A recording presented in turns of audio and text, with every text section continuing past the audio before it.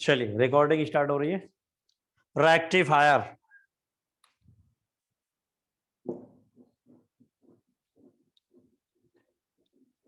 होता क्या है रेक्टिफायर, जरा देखें ध्यान से। रेक्टिफायर बस एक ऐसे मान लीजिए, जो भी हम लोग इनपुट देते हैं उस इनपुट का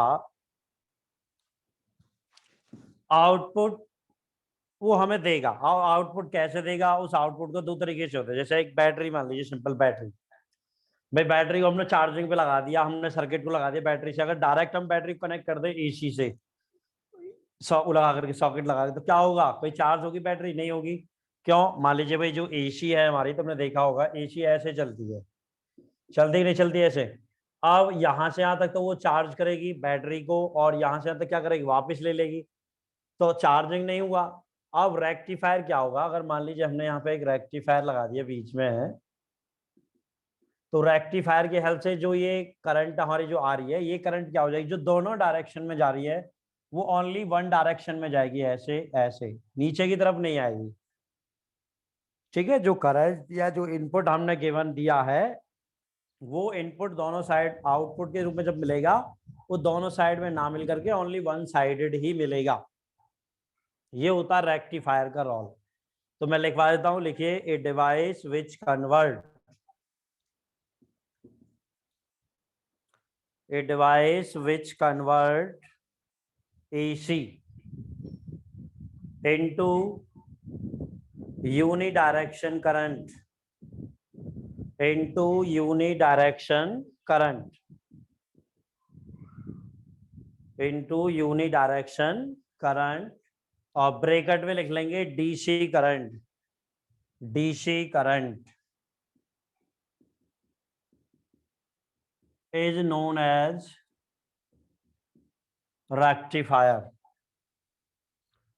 मैं फिर से रिपीट कर देता हूं, a device which convert AC, जो इनपुट एसी है उसे, इनटू ए यूनिडायरेक्शन करंट और DC current, is known as a rectifier, is known as a rectifier. हाँ, एसी को ऐसे मान सकते हैं भाई लविश, यहाँ पे हम एसी को डीसी में कन्वर्ट कर देता है, या जो रियल में देखा जाए तो ये यूनिडायरेक्शन करंट में कन्वर्ट करता है। यानी जो करंट दोनों साइड में चलती है, पॉजिटिव और नेगेटिव पल्स के फॉर्म में, वो सिर्फ पॉजिटिव पॉजिटिव के रूप में हमें आउटपुट के रूप में देगा। तो इसे हम डीसी भी बोल सकते हैं। डीसी करंट वो होती है जो किसी डायरेक्ट बैटरी से या सेल से जो आती है, उसे डीसी करंट हम मान सकते हैं। चलिए, ये दो टाइप के होते हैं भाई rectifier, two types of rectifier, two types of rectifier.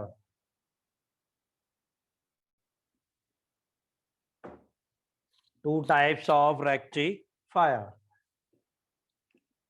First है half wave rectifier, half wave rectifier, और सेकंड है full wave rectifier, full wave rectifier. Half wave rectifier and full wave rectifier. तो पहली heading लिख लीजिए half wave rectifier. First heading लिखेंगे half wave rectifier.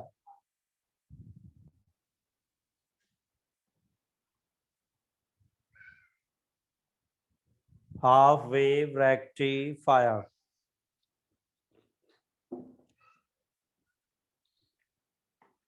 Diagram देखें इसका पहले।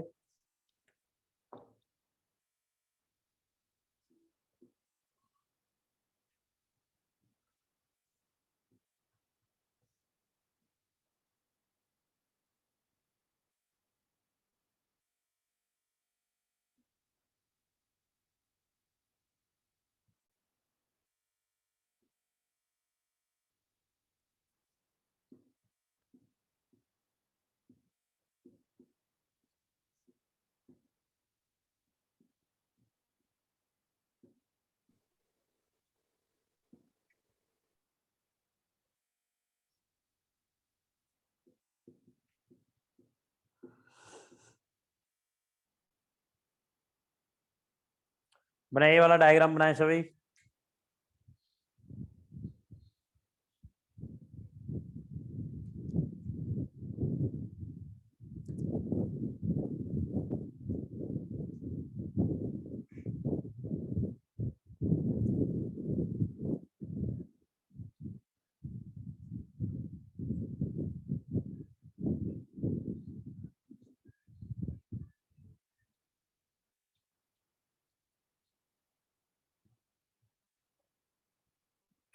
इसमें एक ही पीएन जंक्शन डायोड होता है जो एक ये जो सेटअप दिखाया गया ना, ये ट्रांसफार्मर का सेटअप होता है। यहाँ से इनपुट दी जाएगी, ये ट्रांसफार्मर वाला सेटअप है। यहाँ पे दो एंड लिए S1 और S2। S1 एक बार पॉजिटिव की तरह काम करता है, एक बार नेगेटिव टर्मिनल की तरह काम करता है। एक डायोड है एक ही सिरे पे जुड़ा गया, और यहाँ पे ये लोड रेजिस्टेंस है RL, जिसके थ्रू हमें आउटपुट मिलेगा। लोड रेजिस्टेंस मतलब वही होती है बैटरी, जिसे हम चार्जिंग के लिए लगाते हैं, एक तरीके से बैटरी भी मान सकते हैं।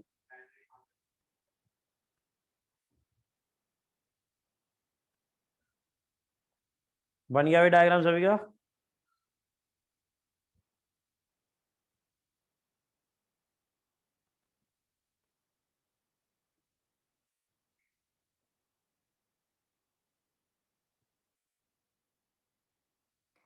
हो गया डायग्राम पूरा ही पूरा हो गया सभी का? है सर ने। चलिए नेक्स्ट लिखें, इसमें थोड़ा लिखेंगे इसके बारे में। लिखिए एपीएन जंक्शन आरएल डायोड। क्या है सर? लोड रेजिस्टेंस है, और लोड रेजिस्टेंस RL। लिखिए APN junction diode. APN junction diode is connected at the one end of the transformer. Is connected at the one end of the transformer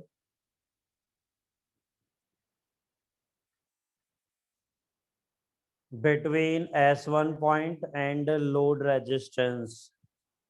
Between S1 point and load resistance. And load resistance. Which is shown in diagram. बाकी जो चीजें हैं वो diagram में show की गई हैं यहाँ पे। Which is shown in diagram. Working देखें, इसकी वर्किंग लिखिए। Working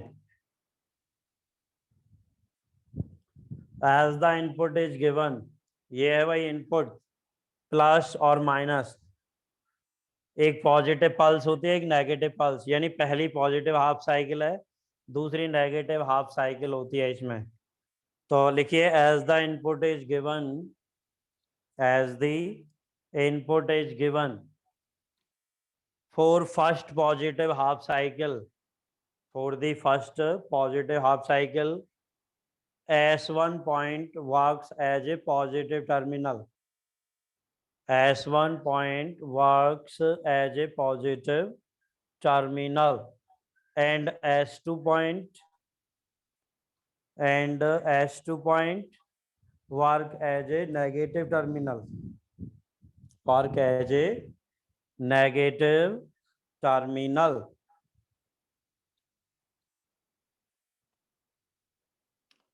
Diode allow the current. Diode allow the current and output is obtained through the load resistance. Diode allow the current and output is obtained through the load resistance. But for the second half cycle,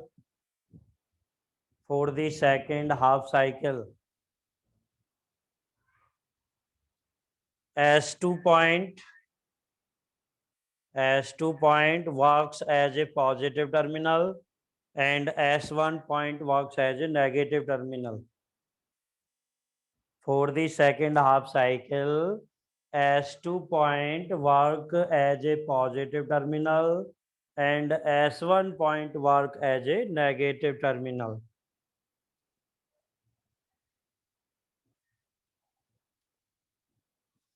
But the diode does not allow the current. Diode does not allow the current because diode does not allow the current because current cannot move from N region to P region. because the current cannot move from N region to P region.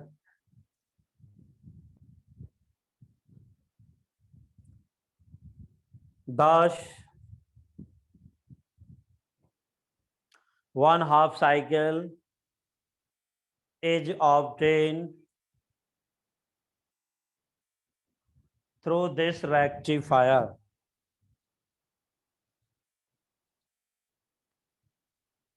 Through this rectifier,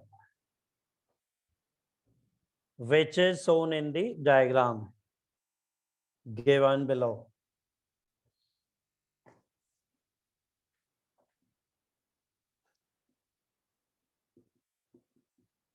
ये वाला देखें, input जो होती है हमारी AC ऐसी होती है, और यहाँ पे जो आउटपुट हमें मिलेगा इस केस में, आउटपुट जो इस रेक्टिफायर है, क्योंकि हाफ वेव रेक्टिफायर है, तो सिर्फ वो हाफ पल्स के लिए ही वर्क करता है, इसलिए हम इसका नाम देते हैं हाफ वेव रेक्टिफायर। सिर्फ पॉजिटिव साइकिल को ये दिखाएगा, नेगेटिव को ये नहीं दिखाएगा। ठीक है, इस तरह से ये आगे वर्क करेगा। तो हमें सिर्फ आउटपुट में सिर्फ पॉजिटिव पल्स दिखाई देगी, यानी जो बैटरी है, अगर हमने एक ही डायोड लगा रखा है, एक ही रेक्टिफायर में, हाफ वेव रेक्टिफायर है, तो वो जितने टाइम में बैटरी चार्ज होती है उसके डबल टाइम में जाके वो चार्ज होगी। राइट, उसकी वजह है ये, क्योंकि हमने हाफ वेव रेक्टिफायर यूज किया जो सिर्फ पॉजिटिव साइकिल को ही दिखाएगा, नेगेटिव साइकिल को वो नेग्लेक्ट कर देता है। इस तरीके से भाई हमें आउटपुट मिलता है, तो इसे बोलते हैं हम हाफ वेव रेक्टिफायर। नोट करिए ये वाली चीज भी। भाई समझ में आ रहा बच्चों, सभी की समझ में?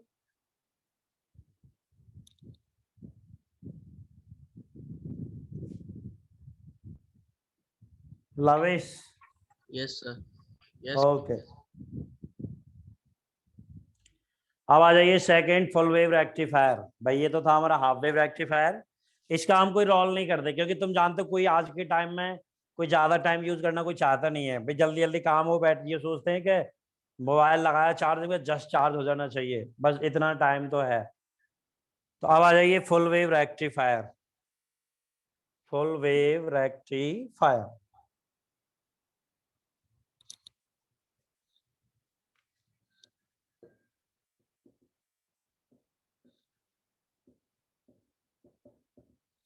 फुल वेव रेक्टिफायर, इसमें क्या होगा, दो पीएन जंक्शन डायोड हम लोग लगाएंगे। जैसे हमने वहां पे पहले वाले में एक ही पीएन जंक्शन डायोड लगाया था, यहाँ पे दो जंक्शन डायोड हम लोग लगाएंगे। ठीक है, चलिए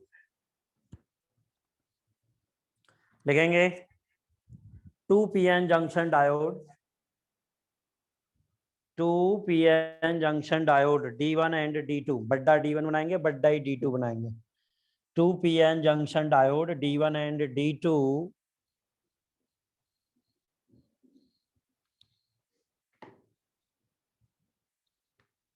are connected at the both ends of the transformer.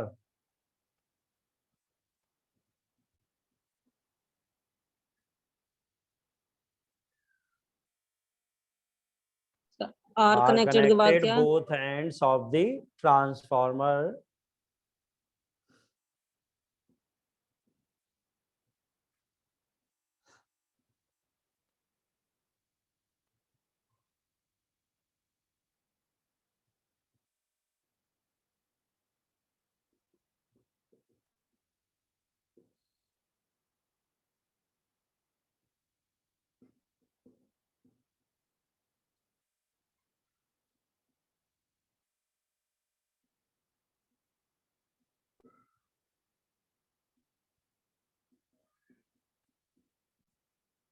बनाइए, वाला डायग्राम बनाए सभी।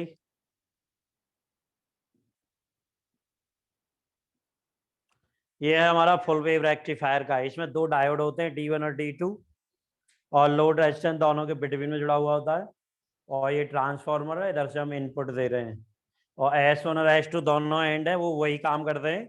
एक बार पॉजिटिव टर्मिनल की तरह काम करेगा और दूसरी बार नेगेटिव टर्मिनल की तरह काम करेगा।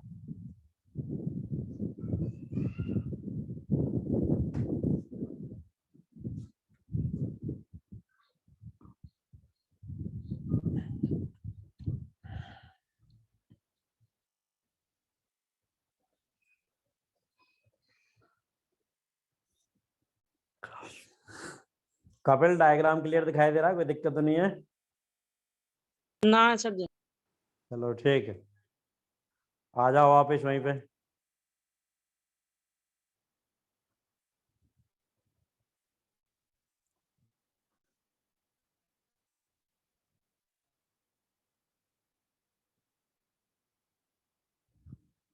दो डायोड हैं D1 और D2। बन गया होगा लविश कंप्लीट? नहीं सर, थोड़ा सा। करिए कंप्लीट करो जल्दी से।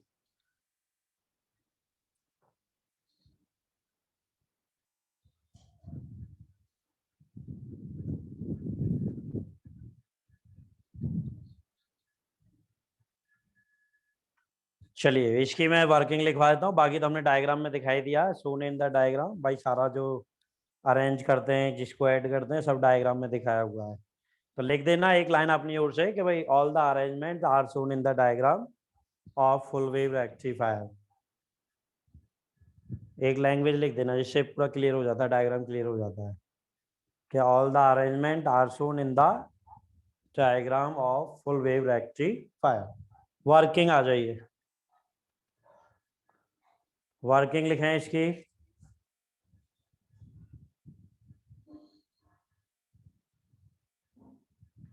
वर्किंग में लिखेंगे भाई, जैसे हम लोग इनपुट देंगे, इनपुट मतलब एसी, और जब एसी देंगे तो उसमें दो साइकिल होती है, एक पॉजिटिव एक नेगेटिव, वो तुम्हें पता ही है। ये पॉजिटिव साइकिल और दूसरी वाली ये नेगेटिव साइकिल। ठीक है, पॉजिटिव और नेगेटिव दोनों ही साइकिल्स हम इसको इनपुट करते हैं एसी की। तो जो पहला जो डायोड है D1 वो पॉजिटिव साइकिल के लिए वर्क करेगा, और जो दूसरी साइकिल है नेगेटिव साइकिल, इसके लिए D2 काम करेगा। यानी D1 नहीं करेगा, और पहले के लिए D1 काम करेगा, दूसरा D2 काम नहीं करेगा। ठीक है, चलो लिखिए as the input is given, as the input is given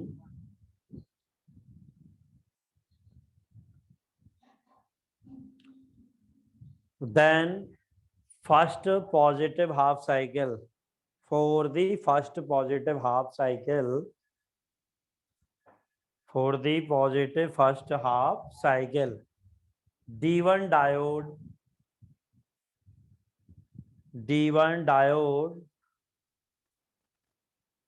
is come in working, is come in working,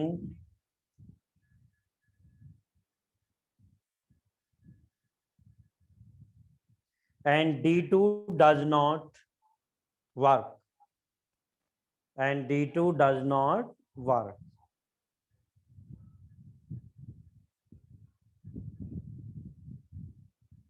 Yet output is obtained, yet output is obtained through the load resistance for the first positive half cycle, for the first positive half cycle.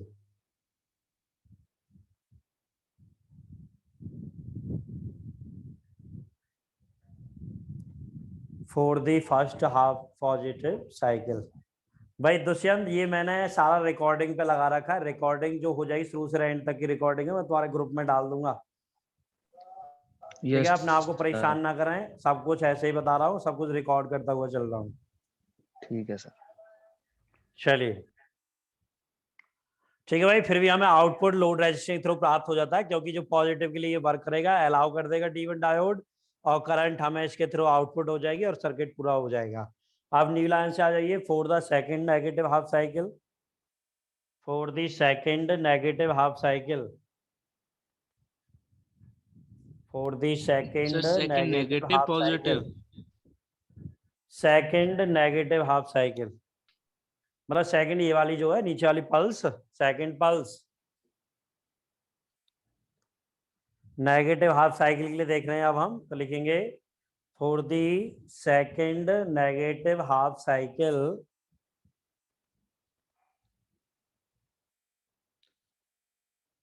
D2 diode allow the current, D2 diode allow the current through the load resistance, through the load resistance, but D1 diode does not allow. D1 diode does not allow.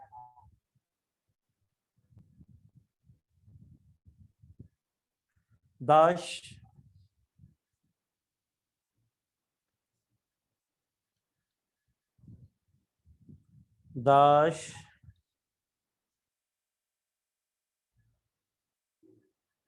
complete cycle of input AC, complete cycle of input AC is obtained through the load resistance in output form. Through load resistance in output form.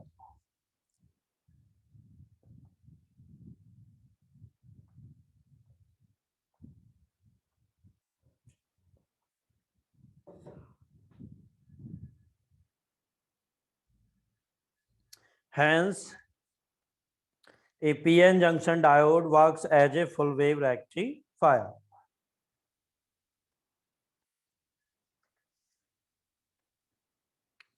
ठीक है, and output is shown given below.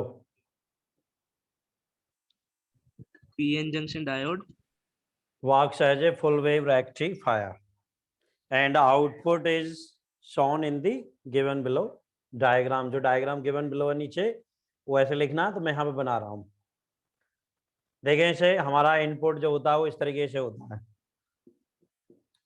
ठीक है भाई, और जो output होगा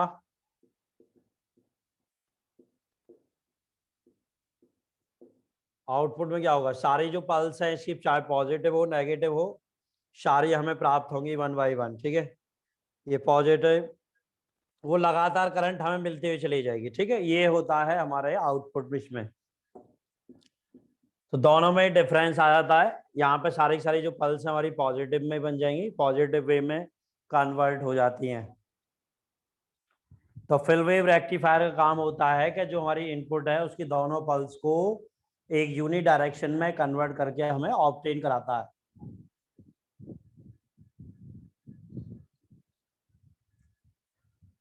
ठीक है भाई, ये कंप्लीट वर्क होता है हमारे पीएन जंक्शन डायोड का. फुल वेव और हाफ वेव दोनों इस तरीके से वर्क करते हैं. कुछ एक्स्ट्रा बातें और हैं इनसे रिलेटेड जो मैं बताऊंगा, क्योंकि बोर्ड में बहुत ज्यादा पूछी जाती हैं, ऑब्जेक्टिव टाइप में क्वेश्चन आ जाते हैं. और मैंने केस स्टडी भी भेजी हुई थी, तुम लोगों ने केस स्टडी के क्वेश्चन पढ़ लिए हो तो ठीक है, देख लेना. मैं कुछ और आज क्वेश्चंस भेजूंगा, देखते रहना, क्योंकि ये चैप्टर बहुत ही काम का है. चलिए आ जाइए, कुछ basic points related to the rectifiers. Heading लिखें some basic points related to rectifier.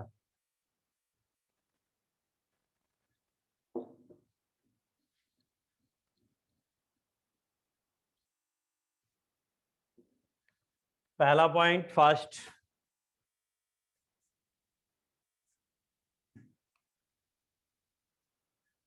First point ये है कि हम लोग जो इनपुट देते हैं, इनपुट एसी की एक फ्रीक्वेंसी होती है. क्या होती है? फ्रीक्वेंसी.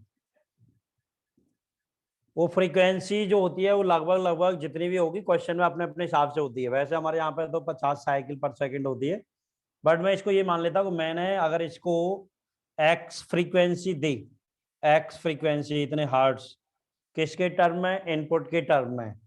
तो अब इसमें दो पार्ट है. अगर हमारा हाफ वेव रेक्टिफायर है, हाफ वेव रेक्टिफायर, तो हमें जो आउटपुट मिलेगा वो हमें कितनी साइकिल मिलेंगी या कितनी फ्रीक्वेंसी हमें आउटपुट के रूप में मिलेगी, तो वो याद रखना, इसमें ये युक्ति यूं ही रहेगी हाफ वेव रेक्टिफायर में. और जो हमारा फुल वेव रेक्टिफायर होगा उसमें ये डबल हो जाएगी. याद रखना इस बात को. हाफ वेव रेक्टिफायर में जितनी इनपुट फ्रीक्वेंसी है वो युक्ति ही रहती है, फुल वेव रेक्टिफायर में क्या हो जाएगी? ये डबल. ठीक है, अगर मैंने 25 साइकिल पर सेकंड की फ्रीक्वेंसी अगर इनपुट में दी है, ठीक है, तो याद रहे, मैं फिर से रिपीट कर रहा हूँ, थोड़ा वीडियो स्टॉप होगी देखिए शायद बीच में, है ना. एक बार मैं रिपीट कर दूं फिर से सुन लीजिए। अगर मैंने इनपुट के रूप में एक्स फ्रीक्वेंसी, ये वाली जो है एक्स हर्ट्ज की फ्रीक्वेंसी इनपुट के रूप में दी है, तो हाफ वेव रेक्टिफायर के रूप में वो जुगती हमें मिलेगी, और अगर फुल वेव रेक्टिफायर है तो वो डबल हो जाएगी। ठीक है, याद रखना है ये वाली बात, नोट करिए ये वाला पॉइंट।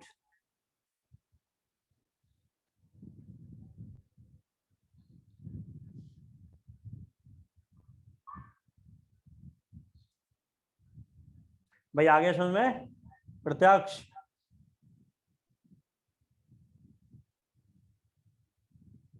Yes sir. चलिए नेक्स्ट पॉइंट, सेकंड पॉइंट देखें आप सभी। सेकंड पॉइंट,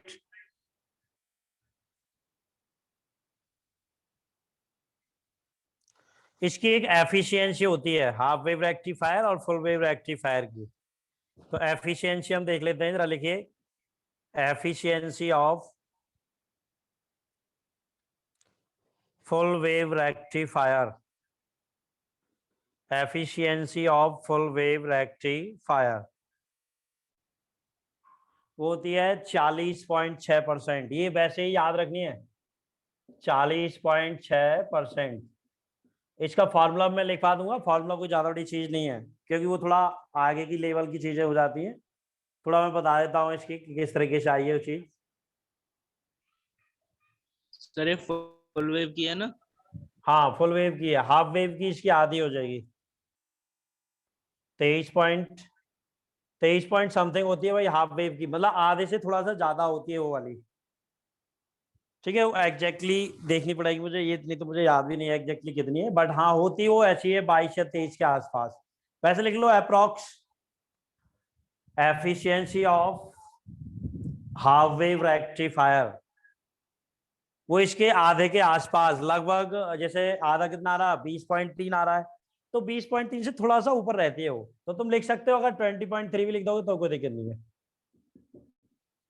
ये देखिए इसे 20.3 हाफ वेव रेक्टिफायर की जो एफिशिएंसी है वो उसकी आधी होगी, क्योंकि भाई उसमें तो हमें दिखाई दे रहा है ना भाई, फुल वेव रेक्टिफायर क्या होता है, हमें डबल करके दे रहा है चीजों को जो भी हमारा इनपुट है, और ये हाफ वेव क्या करता है, ये सिंपल फॉर्म में दिखा रहा है, वो डबल दिखा रहा है, तो उसका आधा ही मानेंगे। तो आधे से थोड़ा फालतू होती है, आधे से थोड़ा फालतू। ठीक है, तो इसका एक फॉर्मूला होता है कि हम लोग इसको कैलकुलेट कैसे करते हैं, ईटा से दिखाते हैं एफिशिएंसी को। फॉर्मूला होता है इसका 81.2 अपॉन में 1 प्लस एक लोड रेजिस्टेंस होता है और एक होता है रिपल फैक्टर आरपी। यही होता है इसमें ये चीजें, लोड रेजिस्टेंस और ये रिपल फैक्टर। थोड़ा उल्टा लग गया, ये सर ये आरपी पर 40.6 उसकी है हाफ वे की। 40.6 ये 81. हाफ वेव रेक्टिफायर की है। यस सर 81.2 है फुल वे की। फुल की कंप्लीट? Yes sir. नहीं मुझे तो लगता है कि ये फुल वेव रेक्टिफायर की है, वो बाद में देखेंगे, फिलहाल इसे नोट लिखिए, फॉर्मूला लिखें इसका, होगी तो मैं देख के बता दूंगा आपसे लवी। ठीक है, करिए इसे, फॉर्मूला लिखें इसका।